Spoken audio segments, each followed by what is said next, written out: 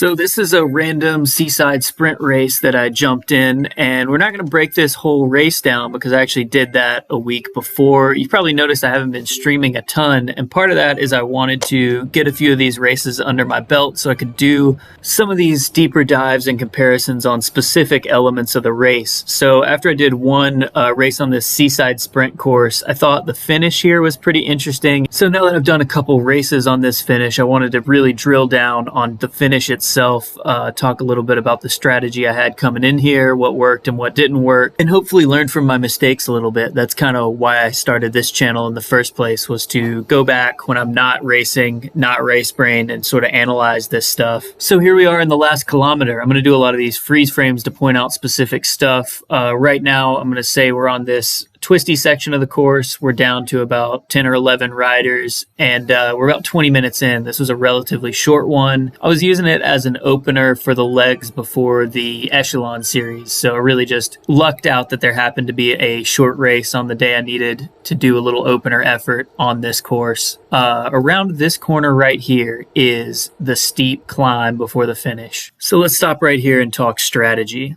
Backing things up a week, this is roughly the same spot on the course. We're coming around this right-hand corner into the climb before the finish. And this was the first time I'd actually raced this finish. Wasn't totally sure what to expect, but as always, I'm not going to let 6 guys roll away from me, so these guys all push it pretty hard over the top. And I make a couple of mistakes right here. The first one is I'm hitting my drafting boost a little too soon, and the second is that I'm not in the draft when I hit that boost, so I should have gone a little bit harder to stay with them. We're still on a 3% uphill right here. And then I should have held on to that draft boost until we get at least on the flat, if not onto the downhill. Now, that late reaction did keep me pedaling onto the 5% downhill, which is what this one pretty much maxes out at, and allowed me to get fast enough to hit this super tuck. And I'm still going, I'm accelerating as I'm super tucking here. This is the crucial thing from this race. So because of that timing of the pedaling and the super tuck, I kind of slingshot to the front of this group, open up my sprint from the corner, and that's right where I want to be. And have a good sprint here, but I'm the only one who does not have a power-up coming into this finale. And I come in for third, but only by a hair. So my takeaway here is I need to use my power-up a little later, maybe try and get a little bit more out of that super tuck. If I come in knowing it next time, I can get a little bit more rest out of the super tuck, and I can also know exactly where I want to stand up in the sprint, which is basically from that left-hand turn onto the bridge. And my thinking is that if I'm a little bit more deliberate with all of those elements, I can nail it and potentially win this race.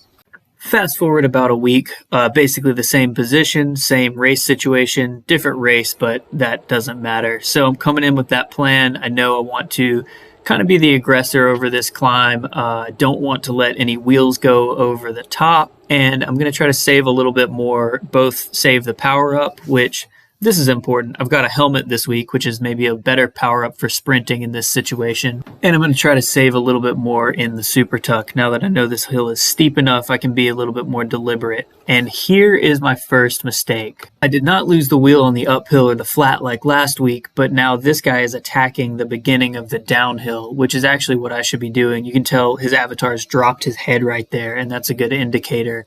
But we are not at terminal velocity where I can hit a super tuck yet, and I have not stepped on the pedals. So this gap is going to go out, and once again, I'm going to lose the draft. So I should have committed to pedaling hard until we hit the 5% downhill and or 56 kph, because that's where you can hit the super tuck. Now, I do nail a super tuck, but to compare the two, right here at the bottom, it's the exact same spot from the previous week, and I'm doing 68 kilometers per hour.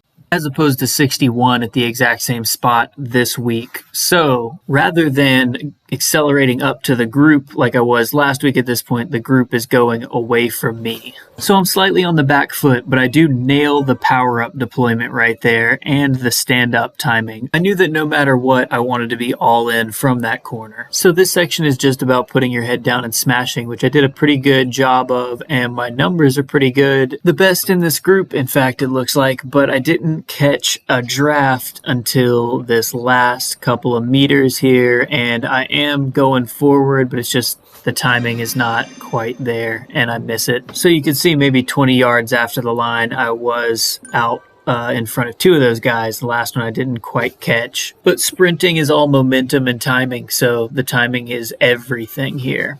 Here's a little footage from earlier in the race while we go through the Zwift power numbers. I had a sneaking suspicion I probably had the best 15 seconds in the race. Didn't realize I also had the best 5 minutes in terms of watts per kilo. Pretty hard normalized power. My FTP is right around 297. So this was a good effort for me for sure. Definitely opened the legs up. So you might be thinking, if you had the best 15 seconds, why did you not win the race? And there's a couple of things there. First is just timing and momentum. When I laid that 15 seconds down, I was out of the draft and going a little slower than those other guys. The other one is raw wattage. So when we look at this one, you can see that I did actually an identical 15 seconds in terms of raw power to the guy who won. And I think that's important on this sprint because you come off of that downhill. You're going so fast already. The faster you're going, raw wattage makes the most difference. So for me, I'm a smaller guy, and a larger watt per kilo number at the same raw wattage will have me accelerating more quickly than someone else, but not reaching a higher top speed. And because we're coming off of that steep downhill, we're already pretty close to the top speed. So while the distance is great for me for that sprint, the fact that we're starting from such a high speed is not so good. I do a little bit better when the group is coming in slower and I can pop a really quick, big acceleration. So that's a takeaway. Is there anything I missed here? I don't know. Is anybody seeing anything that I didn't catch? I'm going to have more of these breakdowns and some analysis from the Echelon Racing League. I got a bunch of content coming up, so definitely if you're finding some value here, subscribe to the channel. I would love to get to 1,000 subscribers before the end of the year. See you guys next time. Thanks.